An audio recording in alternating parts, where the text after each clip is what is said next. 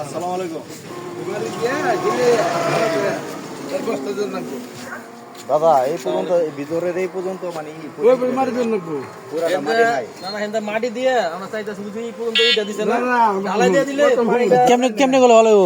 কিন্তু বৃত্তি মারি দিয়ে গুয়ারি দিয়ে হালাই বালি আছে না তার বাঁশ দিয়ে ঢুকান লাগবে ঢুকাইয়া দিয়ে সবচেয়ে তার কিন্তু বস্তু জন্য মুশকিল করে আমি দিই সব সুবিধা হচ্ছে।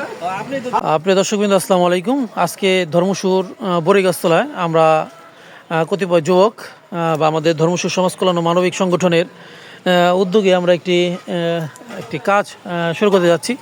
তো আমাদের এই সংগঠনের অন্যতম সদস্য সুজন মাহমুদ এ বিষয়ে কিছু বলবে। কিছুদিন আগে আপনারা যে ভিডিওটা দেখছিলেন পানির কারণে এদিকে চলাফেরাটা অনেক কষ্টদায়ক হয়ে গিয়েছিল। আর এই পানির কারণেই এই রাস্তার যে পরিমাণ খারাপ অবস্থা হইতেছে 2-3 দিনের মধ্যে এই রাস্তাটা পুরোটাই ভেঙে দেবো। তা আমরা চেষ্টা করতেছি 2-3 দিনের মধ্যে আমরা একটা মোটামুটি ভালোভাবে একটা কাজ করার চেষ্টা করতেছি।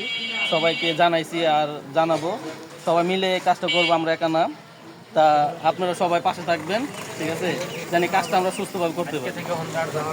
তো পিয়াস মাহমুদ, এখানে মানে আমরা কি দেখলাম এখানে এসে, মানে কি অবস্থায় বর্তমানে রাস্তার অবস্থা খুবই খারাপ। টানা 2-3 দিন বৃষ্টির কারণে এই রাস্তার এই নিচে যে বালিটা সরে ওই পুকুরে পড়ে গেছে, প্রায় 2 হাত ভিতরে এখন আমাদের এখানে কি কি লাগতে পারে, এখানে ওই বা আমাদের কি পরিকল্পনা, আমরা এটা কিভাবে এটা কি করব? এখানে আমরা যে পরিকল্পনা নিয়েছি এবং মুরব্বীদের কাছ থেকে যে পরামর্শ পাইছি এই অনুযায়ী এখানে বালি ফেলাইতে হইব, সুরকি, তারপর ওই যে পাইপের ওই দিকটা একটা জালির ব্যবস্থা করতে হইব রডের, আর সিমেন্ট দেওয়া ঢালাই করে দিলে সবচেয়ে ভালো হইব আশা করি।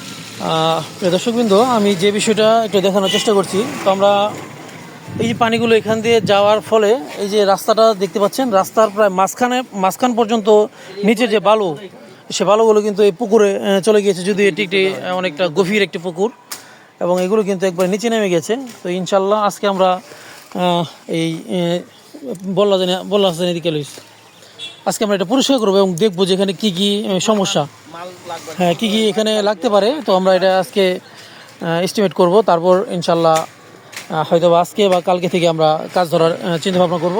তো আমাদের সাথে যারা নাকি মুরব্বীরা রয়েছেন, অভিভাবকরা, তো তাদের পরামর্শে আমরা ইনশাল্লাহ এটা ভালো একটি কাজ উপহার দেবো ইনশাল্লাহ। তো আমাদের পাশে থাকবেন। আপনার আব্দুল্লাহপুর থেকে যে রুইপুর বাজার যে গাড়িগুলো আসে 70% গাড়িগুলি এদিকটা না যায় এদিকটা আসে, সেই কারণে রাস্তার আরো বেশি ক্ষতি হইতেছে। ঠিক আছে, আপনি দেখেন এখান থেকে এই পর্যন্ত মাটি নাই, যদি একটা লুট গাড়ি আসে এক চাকার চাপটা এই পর্যন্ত আসবে, তো ভেঙে দেবো গা, দুই দিনের মধ্যেই ভেঙে দেবো গা সম্ভাবনা বেশি।